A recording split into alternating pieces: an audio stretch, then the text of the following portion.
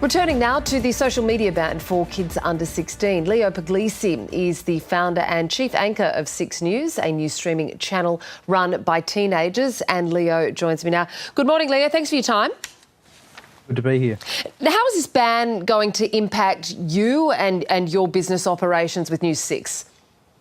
Yeah, well, I'm lucky that I am 17, so just over it. But we have some members of the team who are currently affected by this, and we'll work around to see whether we can still work with them on platforms like Twitter. I know obviously there's still 12 months for implementation, but also we've been built up by having 13, 14, 15-year-olds see our work and then join to explore their passions in journalism and media. So it really restricts our growth. And I think generally for young people, it restricts creativity. So you've got an issue on both sides, supply and demand here, in that you have young journos that work with you who are under 16, and you're saying that a lot of your content is actually consumed by people who are under 16 on platforms such as Twitter.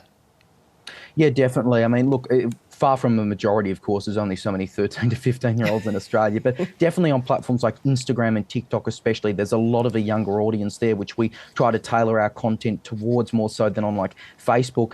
And the reality is, you know, young people are getting their news from social media, from platforms like Six News and other platforms on social media. So it takes away a lot of their ability to find out news if they follow it on these platforms. Do you appreciate, Leo, that something needed to happen when you look at all the stories that were coming out about the harms that social media was causing some young people?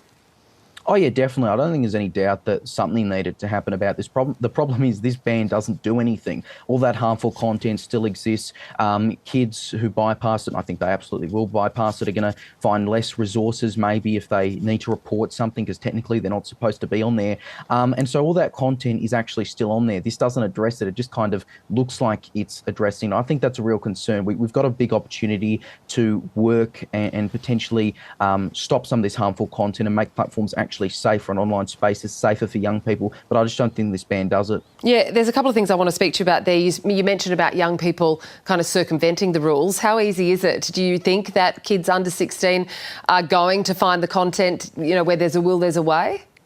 Oh, yeah, definitely. I mean, if you tell a young person not to do something, I think they're a lot more likely to do it. You know, my younger brother's 14 years old. I'm sure he'll spend the next 12 months figuring out how to get around it.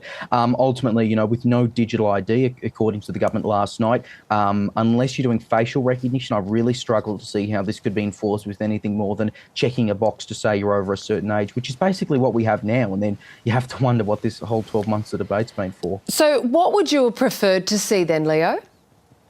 It's a good question. I think the government said there's no silver bullet. I would agree with that. I think you've got to have better education for young people on how to stay safe online, not just to never use it.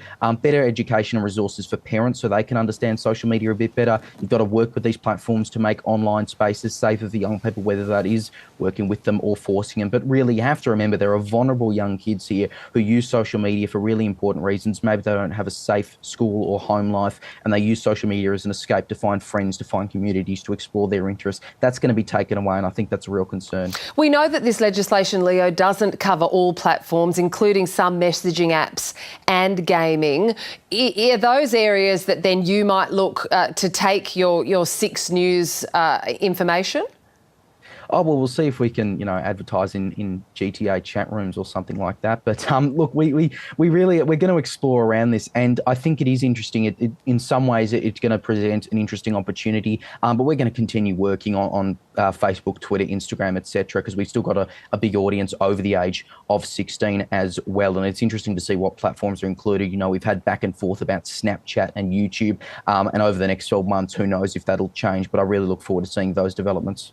Leo, it's always great speaking with you. I've sort of been doing that for the last couple of years and seeing your Six News grow. So now you're 17, you're above the law for this one, but you weren't for quite some time, and indeed all those people that you work with. So, Leo, thanks very much for your perspective on this. Anytime. Thank you so much.